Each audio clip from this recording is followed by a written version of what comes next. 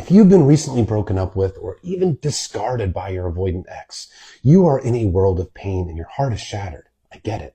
And you probably have this powerful urge to reach out and send them that emotional text, to pour your heart out, or maybe write them an emotional email, to let them know how much you love them and how much you want this relationship and you'll do anything to make it work and how much pain you're in.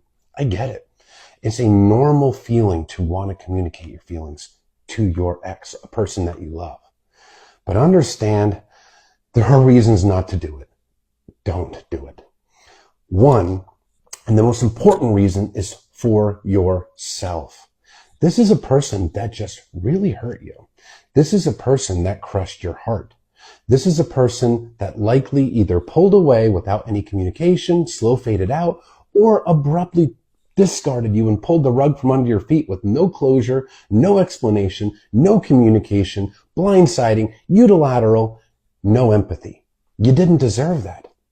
And reaching out, begging and pleading, well, you're essentially telling your brain, your emotional brain, your subconscious, that it's okay to be treated like that it's okay to be an option, that you need to earn their love and prove to them that you are worthy of love. It's a very anxious message to send yourself that does not respect your own self-worth. Instead, go into no contact. What that means is not reaching out to them, not being the one to initiate communication. It doesn't mean you have to ghost them. But by doing so, you're respecting your worth and saying, I'm not going to chase someone and try to convince someone to choose me. I deserve someone that chooses me as well and puts effort into me, care and empathy into me the way I put into them. And take that no contact period to work on yourself, to heal, to grow, and to really dial in on parts of your life that benefit you. Could be your work, could be your hobbies, friendships, family. Use that energy to invest it into yourself, because that is taking care of yourself and respecting your worth, and you're sending yourself a powerful message that you got your own back. You may be hurt, but you are not down and out.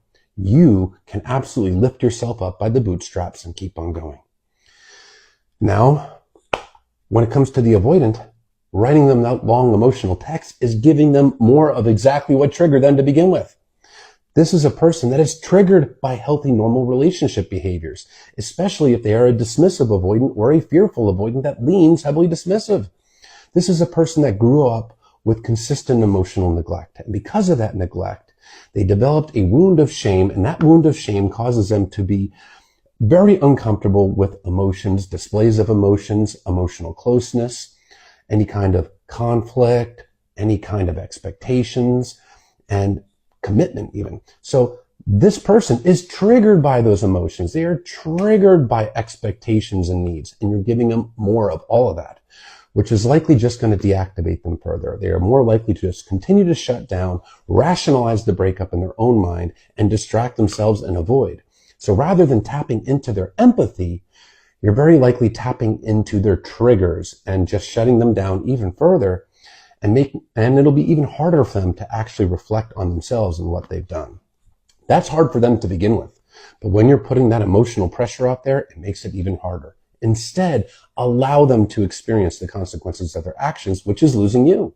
So when you're not chasing, you're not begging, you're not pleading, you're making yourself scarce, and they will notice that lack of pursuit from you. They will notice your absence. They will feel your absence. And that is when the reality of their decision can actually hit them, because they're now experiencing the consequences of their actions. But as long as you're chasing, begging, and pursuing them, there's no consequences to their actions. They have no incentive to even look within, because they can do that to you and still have you as an available option at any time they want. So writing that letter, it doesn't work. It only hurts you, and it's enabling them. Don't do it. Respect yourself enough to not write it and go in no contact. Their behaviors are closure. You're not going to get that closure from them because they're not going to self-reflect, especially when they're triggered. So respect yourself first and foremost.